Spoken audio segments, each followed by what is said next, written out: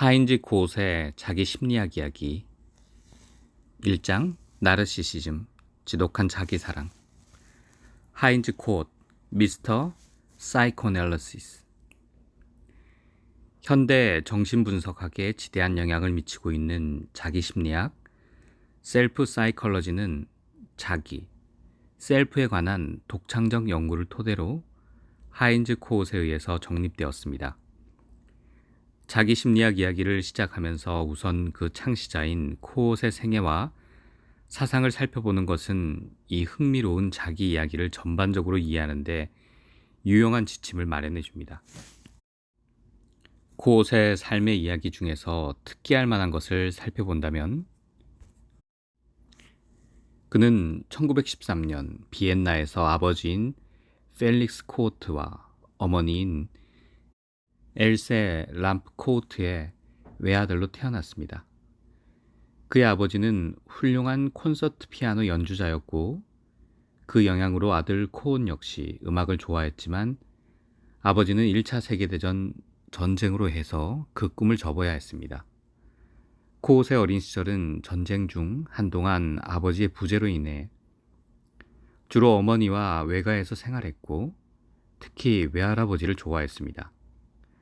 코옷은 이러한 아버지의 부재로 인해 일종의 상실을 경험했으며 아버지와의 관계를 갈망했지만 아버지가 전쟁에서 돌아온 후에도 서로의 관계는 그리 가까워지지는 않았습니다. 어린 시절 코옷은 어머니와 가깝게 지냈지만 그녀는 자신이 보호하고 돌보는 반경에서 코옷이 벗어나는 것을 전혀 허용하지 않았다고 합니다. 게다가 그의 어머니는 딱히 그 원인을 뭐라고 설명하기 난해하리만치 좀 이상하거나 이해하기 어려운 인물로 그려집니다. 그녀는 주변 사람들과 때때로 아주 집착적으로 보일 만큼 가깝게 지내곤 했는데 이내 곧 그들과 떨어져서 거리를 두곤 했습니다. 코옷은 종종 자신의 어린 시절에 대해 슬프고 아주 외로웠다고 표현했는데요. 코옷의 부모가 자신들의 사교 생활을 위해 집을 비우는 동안 대부분의 저녁 시간을 코옷이 어머니 없이 보냈기 때문이기도 했습니다. 코옷은 외아들이었기 때문에 형제 자매나 주변 또래 아이들과 어울릴 기회가 적었고 어릴 때부터 그는 충실한 엘리트 교육을 받았습니다. 처음 2년 동안은 학교 교육을 받았으나 이후부터는 집에서 가정교사로부터 교육을 받았고 그 후 초등학교를 거쳐 1932년까지 더블링어 짐나지움에서 수학하였습니다. 그는 전통적인 철학, 고전 문학과 역사, 그리고 외국어들에 이르기까지 상당히 높은 수준의 교육을 받았는데요. 언제나 그는 클래스에서 최고의 성적을 유지했고 많은 분야에서 열정적이고 활발하였습니다. 8세부터 14세까지 코옷은 또 한 사람의 특별한 가정교사가 있었는데요. 그의 어머니가 자신 아들의 지적 능력을 자극하기 위해서 고용한 가정교사였습니다. 그 가정교사는 거의 매일 오후 코옷을 데리고 오페라, 미술관, 박물관 등을 방문하거나 산책하고 대화하면서 코옷과 함께했고 이 경험들은 외로움으로 가득 찼던 코옷의 어린 시절에 지울 수 없는 강한 인상과 많은 의미를 남겼으며 그의 삶의 여정에 중요한 영향을 주었습니다. 19세의 코옷은 비엔나 대학에 입학했고 1938년에 의과대학을 졸업하여 박학위를 받았습니다.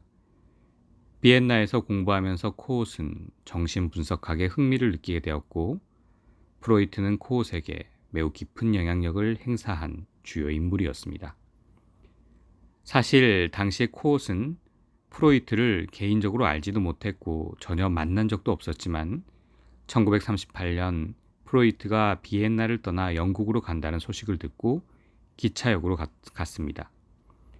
프로이트는 막 기차에 오르고 있었고 기차가 떠나려고 할 때 그는 기차 창밖으로 코옷이 한 친구와 함께 서 있는 것을 보았습니다. 코옷은 자신의 중절모에 인사하기 위해 가볍게 손을 대었습니다.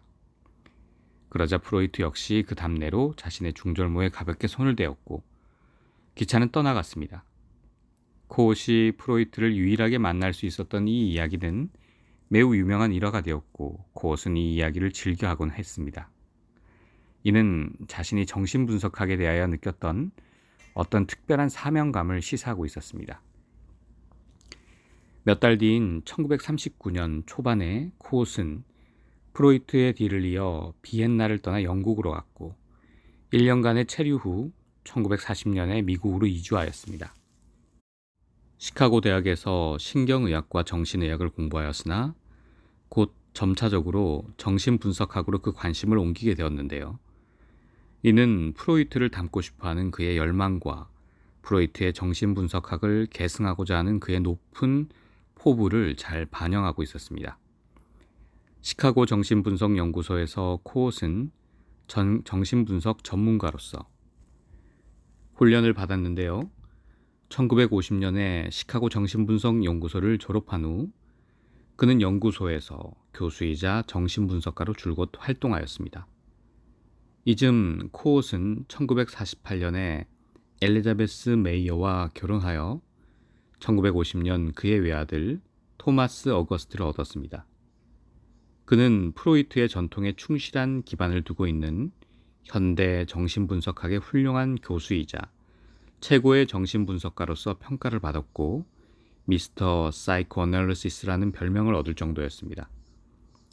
1964년부터 1965년까지 미국 정신분석협회 American Psychoanalytic Association의 회장으로 활동을 했고 또한 1965년부터 1968년까지 국제정신분석협회 International Psychoanalytic Association에서 부회장을 역임하기도 했지만 이후 프로이트의 정신분석학에서 떠나 나르시시즘과 자기 셀프에 대한 자신의 이론을 나타내기 시작하자 코엇은 연구소와 협회를 비롯한 주변 동료들로부터 질시와 냉대를 받게 되었습니다. 코엇은 당대 정신분석가들로부터의 외면으로 인한 소외 속에서 자신의 이론과 사상을 펼쳐갔습니다. 1978년 자기 심리학 학회가 시카고에서 처음 열리게 되었고 코엇은 매년 열리는 이 연례 학회들을 한 번도 빠지지 않았습니다. 심지어는 림프종, 임파선 암으로 투명하고 있던 와중에도 1981년 버클리에서 열린 네 번째 자기 심리학 학회에 마지막으로 참석하여 공감, 엠퍼티에 대한 논문을 발표한 후에 4일 후 그 생을 마감했습니다.